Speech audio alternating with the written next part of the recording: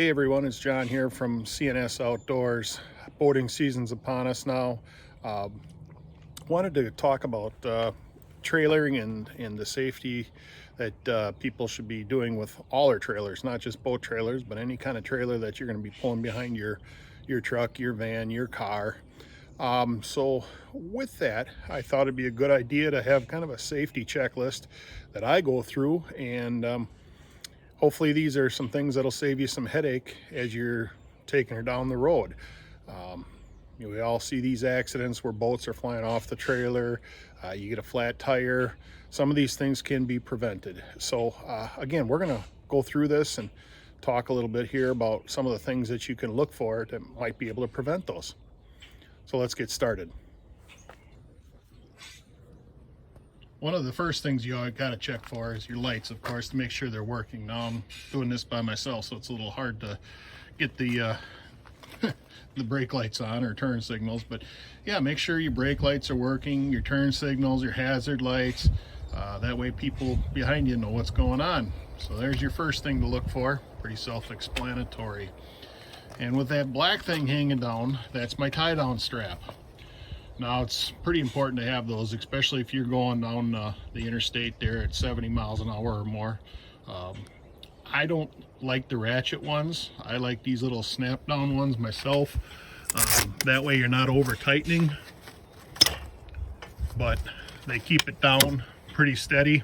The reason I don't like the ratchet straps is because where they hook up here, where you're seeing this, if you pull that too hard, all the seal that's going around there will end up cracking out, and water will seep down there.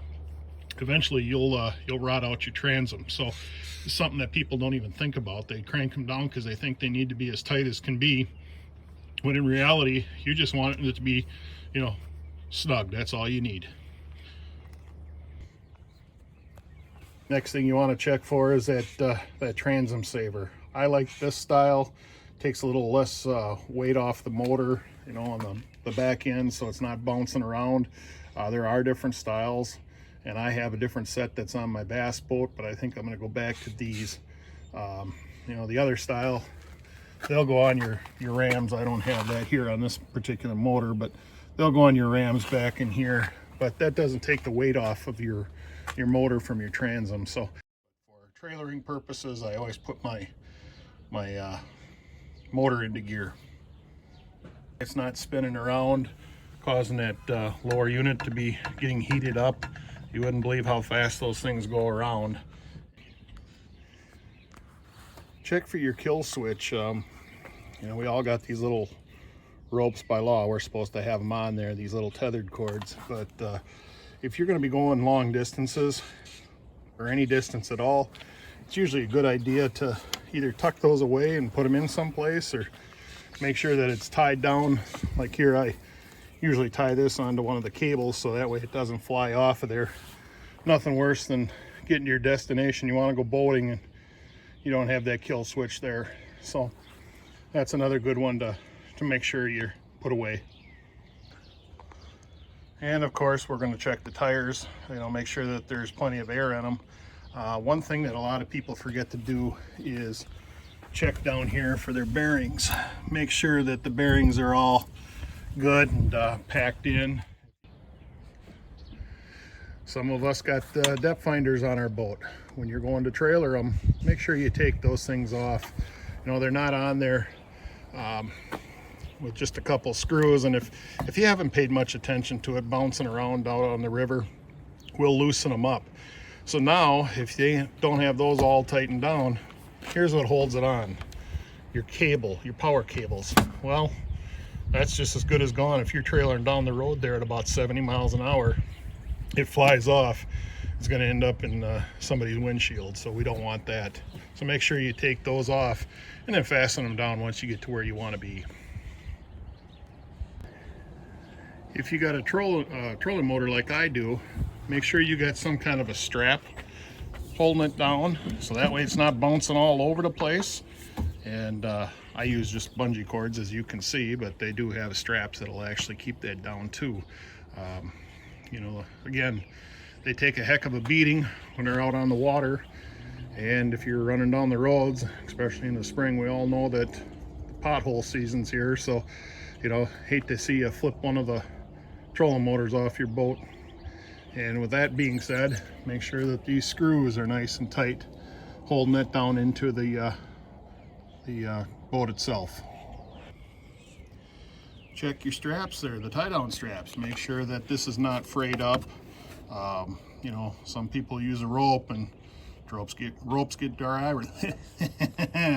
Easy for you to say. The rope will get dry rotted. These straps can dry rot. So make sure you check that. You know, if you got a knot on this, on the hook there, or your clamp, make sure that that's good and tight. And then if you can, have a safety chain or at least a safety rope, but make sure it's a good solid rope, nothing that'll get caught. And if you are using a rope, make sure it's fairly taut on there. I do like to use the safety chains myself, but you can use a rope. Once again, your spare tires, if you got them, make sure that they're filled with air, because if you do get a flat tire, you're going to want to make sure that that tire is good enough and pumped up. You know, with hooking it up to your truck on the ball, your car, whatever it is, make sure you got a couple of good safety chains again that are hooked up. Always use a pin of some sorts, so that way if you do hit a bump, that it doesn't fly off that ball and then end up on the road. A lot of people like to use locks so their trailers don't get stolen, but at least use a safety pin of some sorts when you're going through and trailering that boat around. If you got bunks on your truck, bunks on your trailer, boy, I'm having a hard time speaking tonight. Make sure that these boards are good and tight on here. And as you can see, this one's moving. I had this one welded last year, and as I was bringing it home, because I do store my boat, guess what? It turned around and it detached right there. It was a bad weld, so now I have to I'm gonna have to go and get that re-welded. So again, make sure that if they're attached with a U-bolt or some kind of a fastening, that the bolts are tight. And if you've had them welded, make sure that the welds are good. Like I said, here's what I got to deal with this spring when I was bringing it home. I'm just glad that it didn't detach and bust into the road, and then we would have had a heck of a mess. Probably a flat tire and something else. You know, if you got a cover on your boat, that's probably a good thing to make sure that the cover is fastened down or take it off altogether. I've got a cover, but I tend not to use the cover on my other boat just because it acts like a big parachute. Plus the straps can come undone and stuff. But if you don't have a cover on your boat, well, make sure that everything in the boat is not going to fly out. Now you can see I got the seat here. That's pretty heavy, but I don't have that in the boat when I'm trailering. Anchors usually put away, but make sure that you don't have anything laying around. There is a water bottle in here that I guess I missed there when I took it in, or took it out of storage. But you know, make sure that you have everything fastened like you should. Now when I say I took that out of storage, I only had to go a couple blocks on this one when I took this one out of storage, so it wasn't that big of a deal. But if I was going down the road on the interstate or highway, I would make sure that that's not in there. So hope these tips helped you out, help prevent some headaches down the road, and let's all be safe out there. Tight lines and shoot straight, everyone. Thanks. And if you like our videos, again, like and subscribe. We sure appreciate it. Trying to bring you more content, and if there's something you want to talk about or have us look into, just shoot us a message and we'll be happy to get back to you. Thanks again. Have a great day.